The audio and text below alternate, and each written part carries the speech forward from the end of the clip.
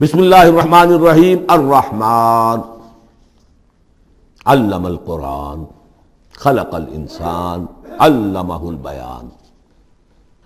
رحمان، اور یہ اللہ کا وہ نام ہے جو رحمت کے مادے سے، لیکن خاص شان اس کی یہ ہے کہ جس میں ایک طوفانی کیفیت ہے اللہ کی رحمت، ٹھاٹھے مارتے ہوئے سمندر کی طرح۔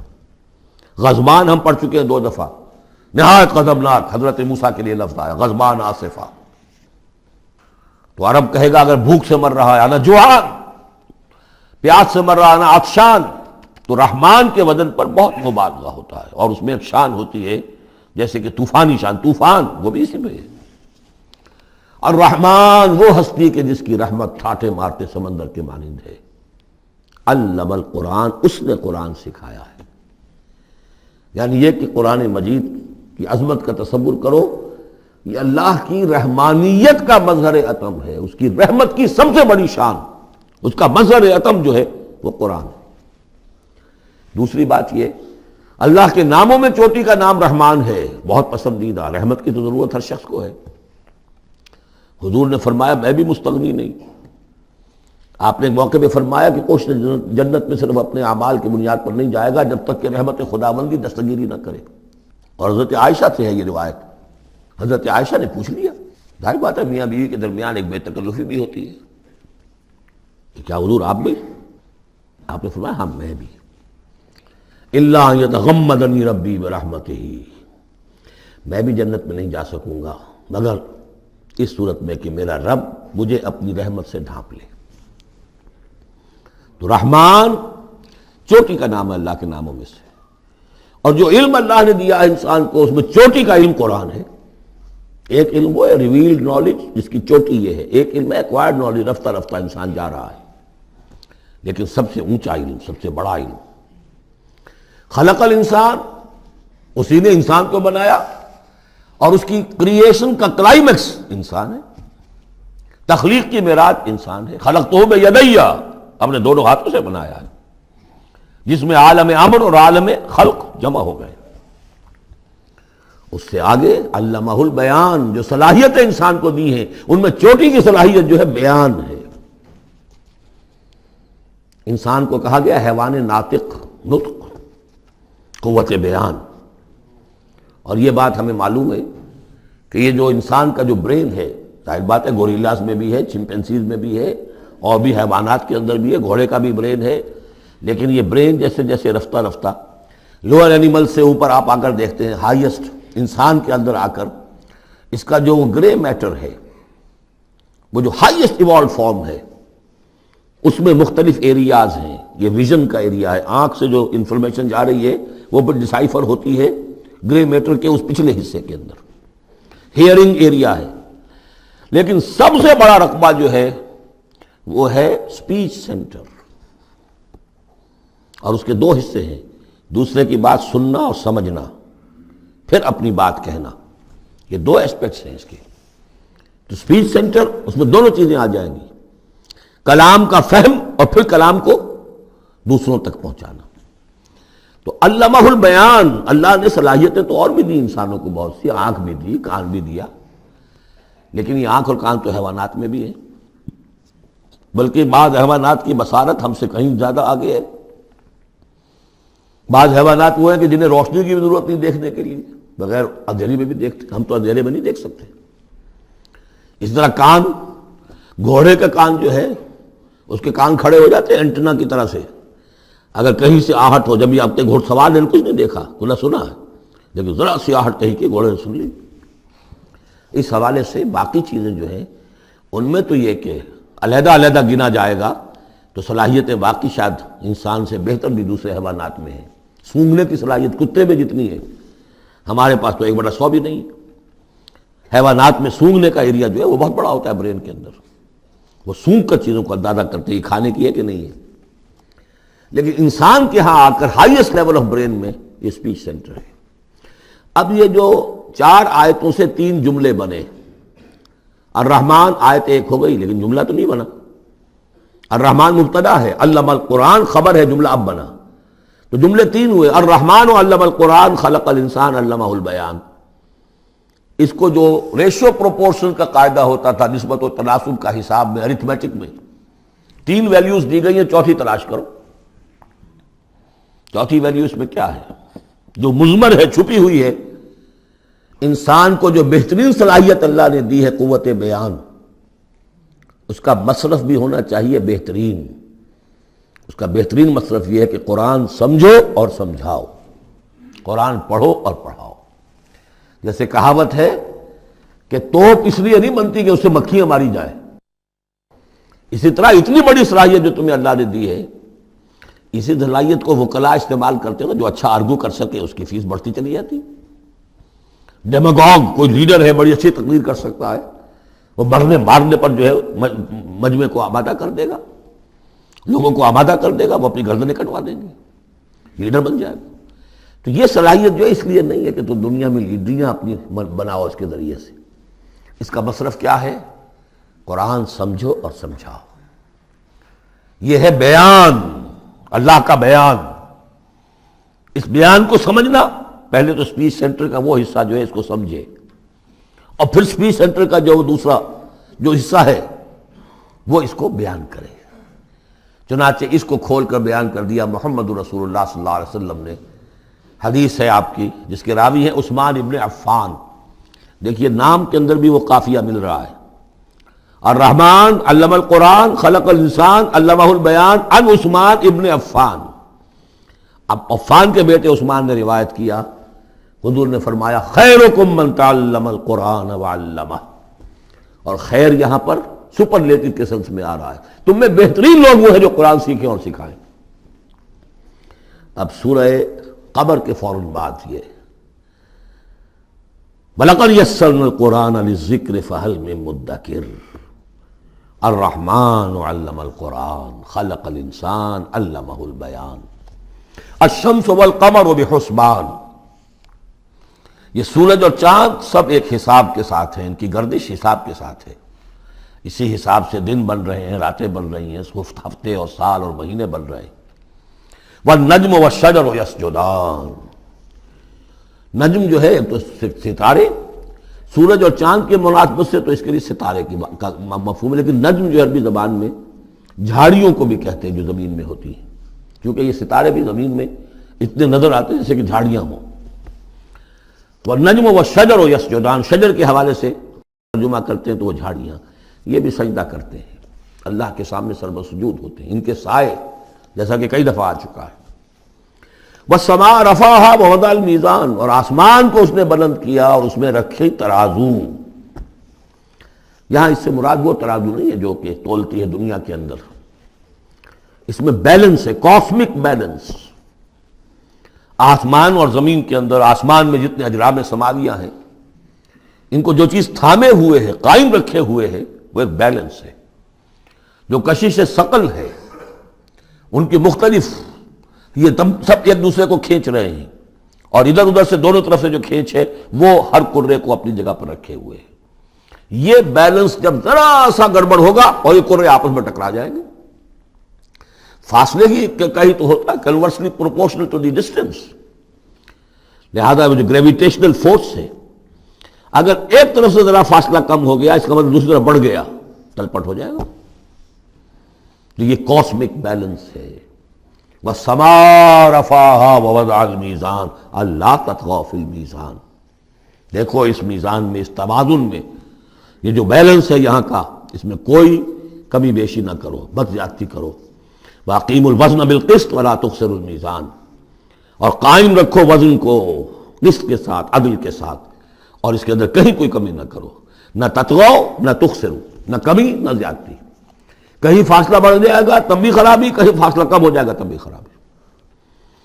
وَالْأَرْضَ وَضَعَهَا لِلْأَنَامِ، الفاظ کی مناسبت سے بعض لوگوں نے سمجھا کہ ترازو ہی مراد ہے، تو ٹھیک ہے، اس میں کوئی حرج نہیں ہے اگر مراد لی جائے، لیکن ترتیب دیکھیے جس طرح یہ آ رہا ہے، الشمس والقمر بحسبان۔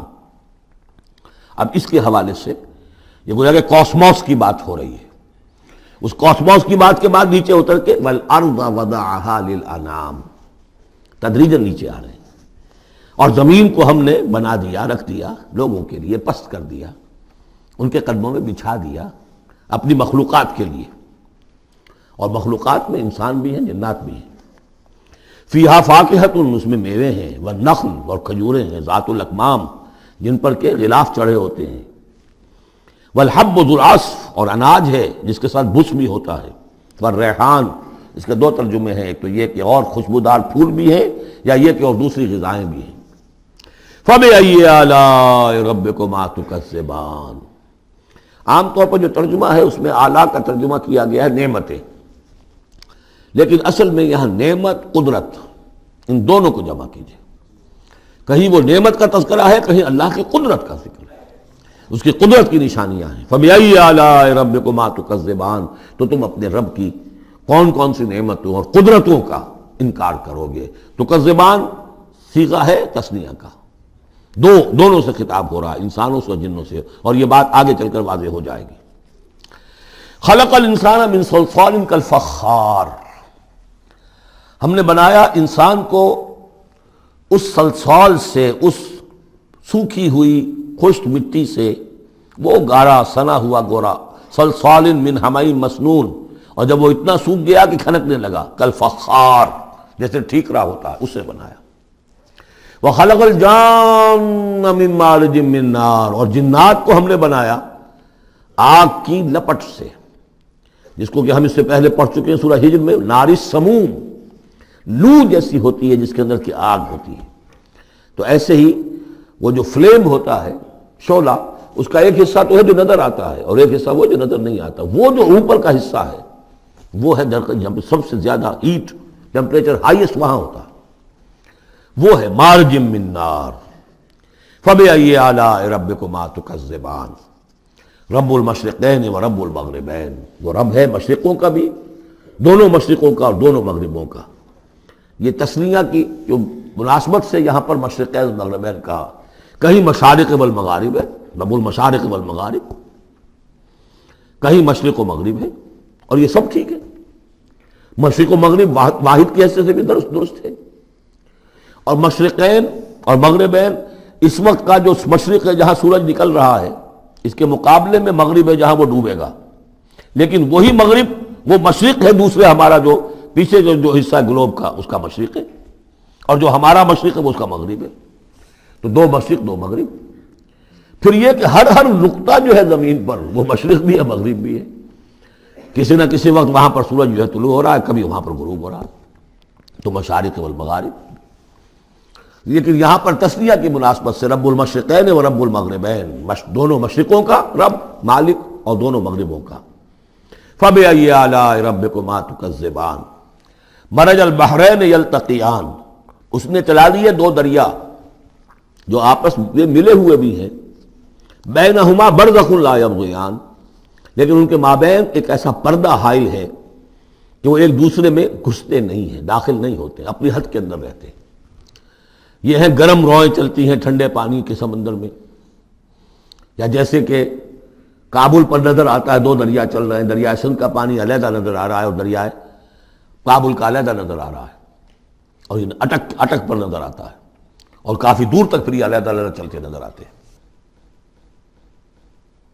فَبِأَيِّ آلَاءِ رَبِّكُمَا تُكَذِّبَانِ يَخْرُجُ مِنْهُمَا اللُّؤْلُؤُ وَالْمَرْجَانُ، اور ان دونوں سے نکلتے ہیں موتی بھی اور مونگے بھی۔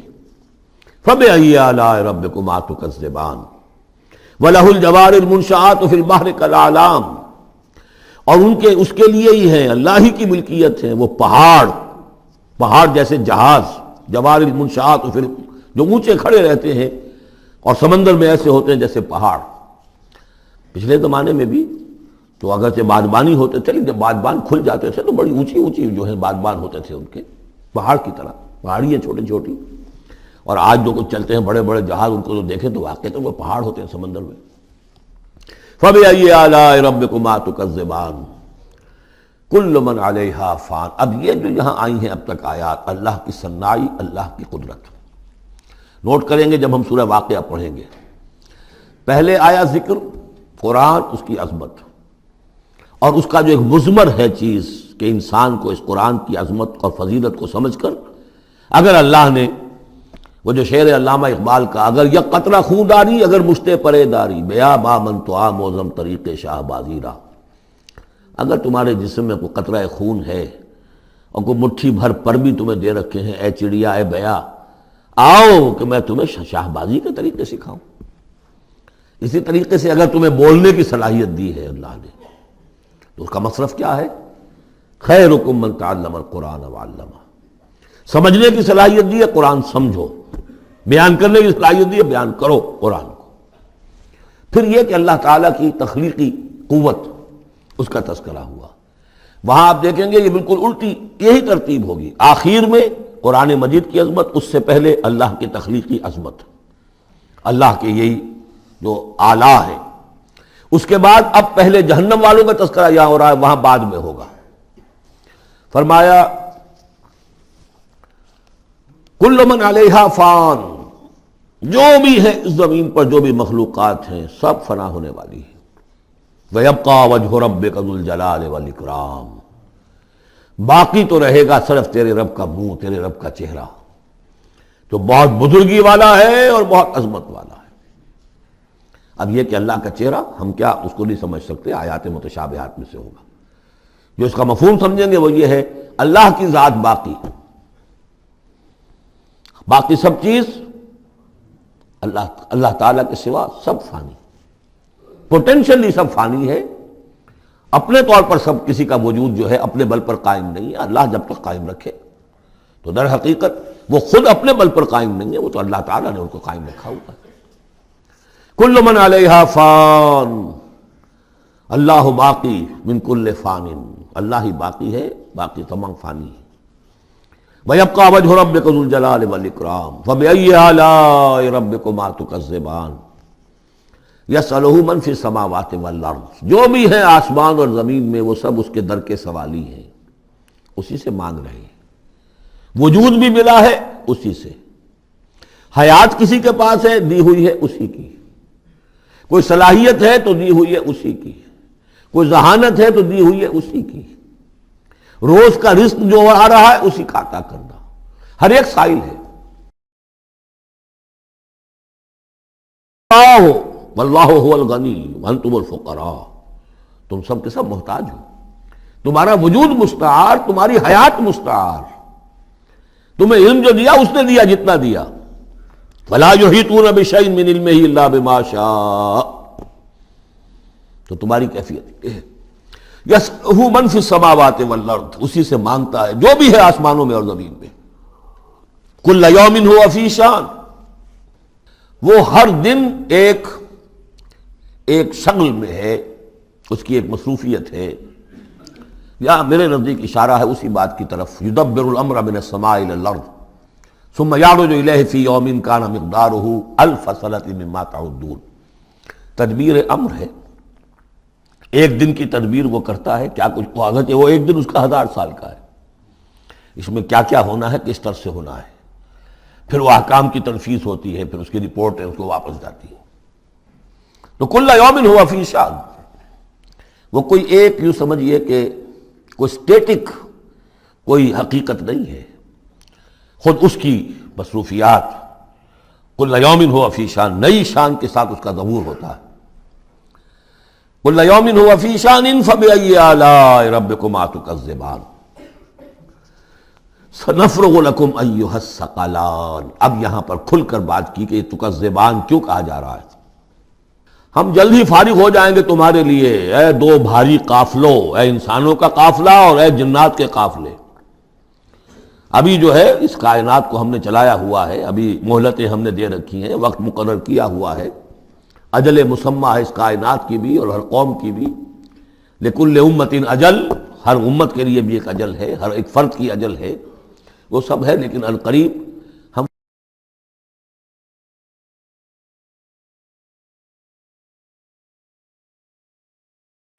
فَبِأَيِّ آلَاءِ رَبِّكُمَا تُكَذِّبَانِ، تو اے جنات اور اے انسانوں کی جماعتوں، تم اپنے رب کی کن کن نعمتوں کا اور کن کن صنائیوں کا، کن کن قدرتوں کا انکار کرو گے۔ یا معشر الجن والانس ان استطعتم ان تنفذوا من اقطار السماوات والارض فانفذوا لا تنفذون الا بسلطان فبأي آلاء ربكما تكذبان یرسل علیکما شواظ من نار ونحاس فلا تنتصران فبأی آلاء ربکما تکذبان صدق اللہ العظیم۔ چونکہ اس سے پہلے آیت آ چکی ہے سنفرغ لکم ایھا الثقلان، دو بھاری قافلے جو ہیں اللہ تعالیٰ کی مخلوقات میں سے، ایک قافلہ انسانیت اور ایک قافلہ جو جنوں پر مشتمل ہے۔ اب یہاں اس آیت میں، آیت نمبر 33 میں براہ راست ان سے خطاب ہے، اے گروہ جن اور اے گروہ انس، یا معاشر الجن والانس ان استطعتم، اگر تمہارے اندر استطاعت ہے، طاقت رکھتے ہو، ان تنفذوا من اقطار السماوات والارض، کہ تم نکل بھاگو آسمانوں اور زمین کے دائروں سے، کناروں سے، تنفذوا تو نکل جاؤ، لا تنفذون الا بسلطان، نہیں نکل سکو گے مگر اللہ تعالیٰ کی سرعت کے ساتھ۔ یہ آیت مبارکہ مشکلات القرآن میں سے ہے، پوری طرح ہم شاید ابھی نہ سمجھ پائیں جب تک کہ اور ہمارا علم جو ہے کائنات کے بارے میں، کاسموس کے بارے میں اور علم بڑھ نہیں جاتا، لیکن یہ کہ عام طور پر یہ سمجھا گیا ہے کہ یہ انسان اور جن جو ہیں ایک حد تک ان کی رسائی ہے اس کائنات کے اندر، اس سے آگے نہیں۔ جیسے کہ آ چکا ہے، میں پہلے بھی بیان کیا ہے کہ جنات کے لیے غالباً یہ ہمارا جو سولر سسٹم ہے، یہ پورا جو ہے یہ ان کی جولان گاہ ہے، اس میں یہ جائیں جدھر جائیں چلے جائیں، اس سے آگے نہیں۔ انسانوں کا معاملہ یہ ہے کہ وہ اس کے اندر بھی جو بھی فاصلہ طے کرتے ہیں، وہ ظاہر بات ہے کہ وہ اس کے لیے مشینیں ایجاد کر کے جہاں تک جا رہے ہیں، لیکن اس پورے سولر سسٹم تک بھی ان کی رسائی ممکن نہیں ہوگی۔ لیکن یہ کہ ایک گمان میرا ہے جو میں آپ کے سامنے پیش کر رہا ہوں کہ قرآن مجید جب آسمانوں اور زمین کی بات کرتا ہے تو وہ مراد ہوتی ہے کل کائنات، کل یونیورس، اور کل یونیورس کے کناروں سے نکل بھاگنا، اس کے کیا معنی ہے؟ اس کے معنی یہ ہے معدوم ہو جانا، یعنی یہ کہ جہنم میں پڑنے والے چاہیں گے کہ ہم معدوم ہو جائیں، کاش کہ جیسا کہ ہم نے پڑھا تھا سورہ نساء میں، فَكَيْفَ إِذَا جِئْنَا مِن كُلِّ أُمَّةٍ بِشَهِيدٍ وَجِئْنَا بِكَ عَلَىٰ هَٰؤُلَاءِ شَهِيدًا۔ اس روز انسان چاہیں گے کہ اس طرح زمین شق ہو جائے، وہ اس میں دھس جائے اور زمین اوپر سے برابر کر دی جائے، یہ تو ہوگا یوم الحساب کو۔ لیکن سوال یہ ہے کہ من اقطار السماوات والارض، تمام آسمانوں اور زمین کے کناروں سے نکل بھاگنا، معدوم ہونا، یہ بھی بس میں نہیں ہے۔ اللہ کے اذن سے ہی ہم بنے ہیں، ہمیں وجود عطا ہوا ہے، اور اللہ ہی کا اختیار ہے جو ہمیں معدوم کر سکتا ہے۔ ہم لاکھ چاہیں کہ معدوم ہو جائیں، معدوم نہیں ہو سکتے، یہ بھی ہمارے اختیار سے باہر ہے۔ اذن رب ہی ہو تو ہم معدوم ہوں، بغیر اذن رب۔ یہاں پر ویسے جو الا بسلطان، اللہ کا حکم، اللہ کی مرضی، اللہ کی سند، اس طرح کی کوئی بات ہے، اگرچہ عام طور پر بات وہ سمجھی گئی ہے جو پہلے میں نے بتایا ہے، میرا گمان یہ ہے واللہ عالم۔ بہرحال مشکلات القرآن میں سے ہے۔ فَبِأَيِّ آلَاءِ رَبِّكُمَا تُكَذِّبَانِ، تو تم اپنے رب کی کن کن نعمتوں اور کن کن صناعیوں اور کاریگریوں اور کن کی قدرتوں کا انکار کرو گے۔ یرسل علیکما شواظ من نار، تم پر پھینکے جائیں گے شعلے بھڑکتے ہوئے آگ کے، ونحاس، اور دھواں ملا ہوا، وہ آگ جس میں کہ دھواں ملا ہوا ہو، فلا تنتصران، پھر تم بدلہ نہیں لے سکو گے۔ فَبِأَيِّ آلَاءِ رَبِّكُمَا تُكَذِّبَانِ فَإِذَا انشَقَّتِ السَّمَاءُ، جب آسمان پھٹ جائے گا، فَكَانَتْ وَرْدَةً كَالدِّهَانِ، تو ایسے ہو جائے گا گلابی رنگ کا جیسے کہ تیل کی تلچھٹ ہوتی ہے، جب تیل کو صاف کیا جاتا ہے تو اس کے نیچے جو تلچھٹ رہ جاتی گلابی رنگ کی۔ فَبِأَيِّ آلَاءِ رَبِّكُمَا تُكَذِّبَانِ فَيَوْمَئِذٍ لَا يُسْأَلُ عَنْ ذَنبِهِ إِنسٌ وَلَا جَانٌ، تو اس روز کوئی پوچھنے کی ضرورت نہیں ہوگی ان کے گناہوں کے بارے میں، نہ انسانوں سے نہ جنوں سے۔ اللہ تعالیٰ پوچھے گا، حساب کتاب بھی ہوگا، لیکن یہ کہ اپنی جگہ پر ہر ایک کے چہرے پر لکھا ہوگا اس کا انجام۔ بل الانسان علی نفسہ بصیرہ، چنانچہ کئی جگہ قرآن مجید میں نقشہ کھینچا گیا ہے، میدان قیامت میں جب لوگ کھڑے ہوں گے، کچھ لوگوں کے چہرے تر و تازہ ہوں گے، کچھ لوگوں کے اوپر مردنی چھائی ہوئی ہوگی، جس کی مثال بہترین ہوتی ہے ہائی سکولز کے اندر۔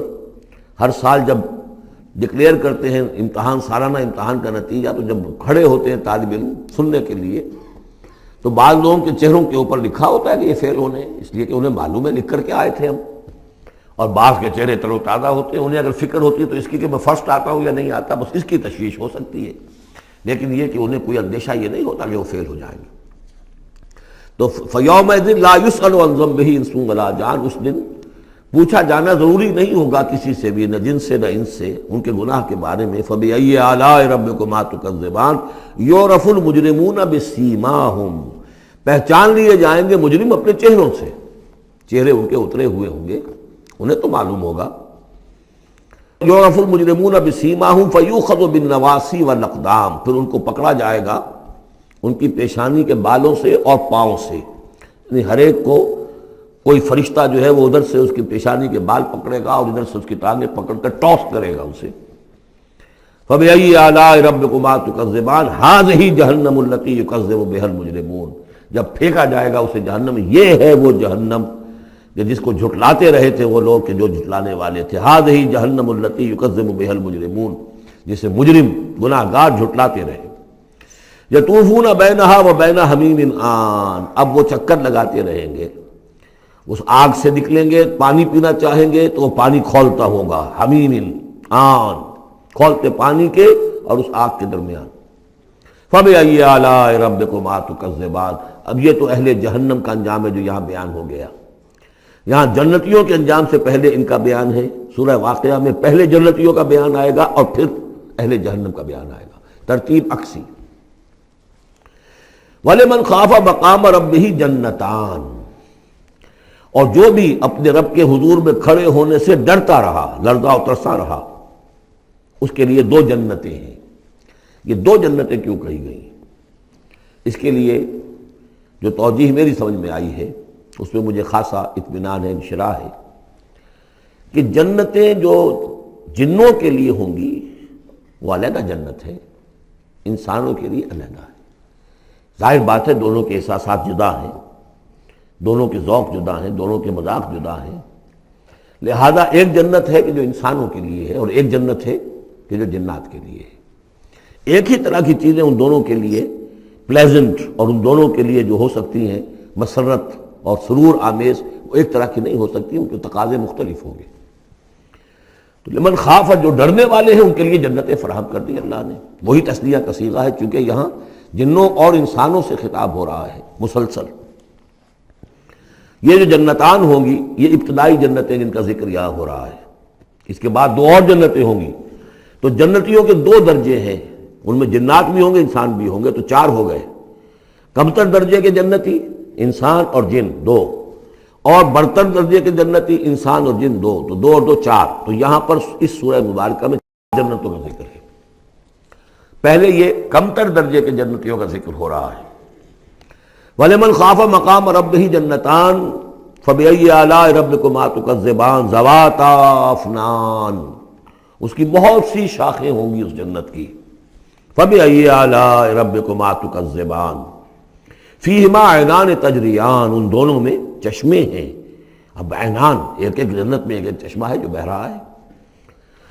فَبِأَيِّ آلَاءِ رَبِّكُمَا تُكَذِّبَانِ، اپنے رب کی کون کون سی نعمتوں کو جھٹلاؤ گے۔ فِيهِمَا مِن كُلِّ فَاكِهَةٍ زَوْجَانِ، اور ان دونوں میں ہر طرح کے جو میوے ہیں ان کی دو دو قسمیں ہیں، جوڑے ہیں۔ فَبِأَيِّ آلَاءِ رَبِّكُمَا تُكَذِّبَانِ مُتَّكِئِينَ عَلَىٰ فُرُشٍ بَطَائِنُهَا مِنْ اسْتَبْرَقٍ وَجَنَى الْجَنَّتَيْنِ دَانٍ، اور وہ وہاں تکیہ لگائے ہوں گے، سہارا لگائے ہوں گے ایسے فرشوں پر کہ جن کے استر بنے ہوئے ہوں گے گاڑھے ریشم کے، استر ہوں گے گاڑھے ریشم کے، تو جو ان کا اصل جو اوپر کا حصہ ہوگا وہ کس شے کا ہوگا، گویا کہ وہ تمہارے تصور سے باہر ہے۔ وَجَنَى الْجَنَّتَيْنِ دَانٍ، اور دونوں جو باغ ہیں دونوں جنتوں کے، ان کے جو پھل ہیں میوے وہ جھک رہے ہوں گے، نیچے کو ہوں گے، تاکہ آرام سے جنتی جو ہے جو چاہے حاصل کر لے۔ فَبِأَيِّ آلَاءِ رَبِّكُمَا تُكَذِّبَانِ فِيهِنَّ قَاصِرَاتُ الطَّرْفِ، ان جنتوں میں ہوں گی وہ عورتیں کہ جن کے نگاہیں نیچے جھکی ہوئی ہوں گی۔ عورت کے اندر شرم اور حیا جو ہے اس کا خاص زیور ہے، یہ خود اس کے حسن کا ایک حصہ ہے۔ تو نگاہوں کا نیچا ہونا یہ اصل میں حیا اور شرم کی علامت ہے، نیچے نگاہ والی۔ لم یطمثن انس قبلہم ولا جان، ان کو چھوا نہیں ہوگا اس سے پہلے نہ کسی انسان نے نہ جن نے، ان سے پہلے۔ یعنی ظاہر بات ہے کہ جو جنوں کی جنت ہے اس میں ان کی مناسبت سے ان کے لیے بیویاں ہوں گی، اور جو مردوں کی انسانوں کی جنت ہے ان کے لیے ان کی مناسبت سے ہوں گی، اور وہ جو ہوں گی جو جنت جو جنات کی ہے ان میں جو بھی ان کے لیے ہوں گی ان کی بیویاں انہیں بھی کسی جن نے پہلے چھوا نہیں ہوگا، اور اسی طرح انسانوں کے لیے جو جنت ہوگی اس میں جو ان کو بیویاں دی جائیں گی ان کو کسی انسان نے پہلے نہیں چھوا ہوگا۔ فَبِأَيِّ آلَاءِ رَبِّكُمَا تُكَذِّبَانِ كَأَنَّهُنَّ الْيَاقُوتُ وَالْمَرْجَانُ، وہ جو ہوں گی بیویاں دی جائیں گی ان جنتوں میں وہ ایسے ہوں گی جیسے لال اور مونگے۔ فَبِأَيِّ آلَاءِ رَبِّكُمَا تُكَذِّبَانِ هَلْ جَزَاءُ الْإِحْسَانِ إِلَّا الْإِحْسَانُ، کیا احسان کا، بھلائی کا، نیکی کا بدلہ احسان اور بھلائی کے سوا بھی کچھ ہو سکتا ہے؟ ان لوگوں نے اللہ کے لیے، اللہ کے دین کے لیے، اللہ کے احکام کی پابندی میں جو کچھ بھی انہوں نے محنتیں کی، کوششیں کی، اب ظاہر بات ہے کہ اللہ تعالیٰ کو اس کا بدلہ انہیں دینا ہے انہی صورتوں میں۔ وَمِن دُونِهِمَا جَنَّتَانِ، اور ان سے پرے دو جنتیں اور ہیں۔ اب اس میں مفسرین کے مختلف اقوال ہیں، پہلی جنتیں کن کی ہیں، دوسری جنتیں کن کی ہیں، اس لیے کہ اس کے لیے دو الفاظ جو آئیں گے سورہ واقعہ میں آئیں گے کہ ایک اصحاب الیمین ہے اور ایک مقربون ہے۔ ایک وہ ہے جو آگے اللہ کے بہت ہی مقرب بارگاہ ہو جاتے ہیں، اولئک المقربون، اور ایک وہ ہیں کہ جو داہنے والے ہیں، اور ایک ہے شمال والے۔ تو ایک تو ہے بنیادی، یہ گمراہ تھے، یہ جہنمی، یہ نیک تھے، اور یہ جو ہے جنتی ہیں، لیکن ایک ہے بہت آگے والے، فالسابقون السابقون اولئک المقربون، وہ لوگ جو آگے نکل جانے والے ہیں، وہ جو بلند تر نیکیوں والے ہیں، بلند تر مقامات والے ہیں۔ جیسے کہ سورہ توبہ میں ہم نے پڑھا تھا والسابقون الاولون من المہاجرین والانصار والذین اتبعوہم بإحسان، تو دو درجے ہو گئے تھے۔ تو اس طرح یہاں پر جو میرے نزدیک پہلی جنتوں کا تذکرہ جو ہے وہ در حقیقت ہے جو کم تر جنتی ہیں، اصحاب الیمین، اور اب جو تذکرہ ہو رہا ہے وہ ہے جنت ان کی کہ جو مقربین بارگاہ ہیں، سابقین۔ وَمِن دُونِهِمَا جَنَّتَانِ، اور ان دونوں کو پرے اور دو جنتیں ہوں گی۔ فَبِأَيِّ آلَاءِ رَبِّكُمَا تُكَذِّبَانِ، یہ بھی دو ہوں گی، ایک جنات کے لیے اور ایک انسانوں کے لیے۔ مُدْحَامَّتَانِ، بڑے گہرے سبز رنگ کی جنتیں ہوں گی، سبز کاہی جسے ہمارے ہاں کہا جاتا ہے، گہرا سبز، سیاہی مائل سبز، اتنی گہرا سبز ہو کہ سیاہی مائل ہو جائے۔ یہ میں ابھی عرض کروں گا، اس کی ایک خاص پس منظر ہے۔ فَبِأَيِّ آلَاءِ رَبِّكُمَا تُكَذِّبَانِ فِيهِمَا عَيْنَانِ نَضَّاخَتَانِ، اس میں دو چشمے ہیں ابلتے ہوئے۔ فَبِأَيِّ آلَاءِ رَبِّكُمَا تُكَذِّبَانِ فِيهِمَا فَاكِهَةٌ وَنَخْلٌ وَرُمَّانٌ، اس میں میوے ہیں، کھجوریں ہیں، انار ہیں۔ فَبِأَيِّ آلَاءِ رَبِّكُمَا تُكَذِّبَانِ، یہ یوں سمجھیے کہ ایک تو ہے خالص عربی ذوق، اور عرب کا جو ایک خاص ماحول تھا، اور خاص طور پر عرب کا وہ علاقہ جس میں قرآن نازل ہوا ہے، حجاز، پہاڑی علاقہ ہے، اس میں جب آتے تھے چشمے اور جب بہہ جاتی تھی وادیاں تو ابلتی ہوئی پہاڑی، چونکہ چشمے جیسے ہوتے ہیں پہاڑی نالے، تو ان کے اندر جوش و خروش ہوتا ہے۔ اور دوسرے کہ وہاں پر جو باغات ہوتے تھے کھجور کے درخت، اور وہاں پر وہ سبزی جو رنگ ہے ان کا وہ سبزی مائل گہرا، اور اسی کے اندر پھر جو چھاؤں ہے، تو جو ان کا تصور ہے ایک عربی ذوق ہے، ایک عجمی ذوق ہے۔ وہ عجمی ذوق ہے جو پہلے بیان ہوا ہے، عربی ذوق ہے جو اب بیان ہو رہا ہے۔ فیہما فاکہۃ ونخل ورمان، اب یہ چیزیں جو ہیں یہ عرب کے اندر کھجوریں ہیں، انار ہے۔ فبأی آلاء ربکما تکذبان فیہن خیرات حسان، اس میں ہوں گی بہت ہی اچھی عورتیں، نہایت خوبصورت۔ فبأی آلاء ربکما تکذبان حور مقصورات فی الخیام، اب یہاں حور کا لفظ آیا، پہلے میں نہیں آیا ہے۔ پہلے میں یہ تو آیا ہے فیہن قاصرات الطرف لم یطمثن انس قبلہم ولا جان، لیکن لفظ حور یہاں آیا ہے۔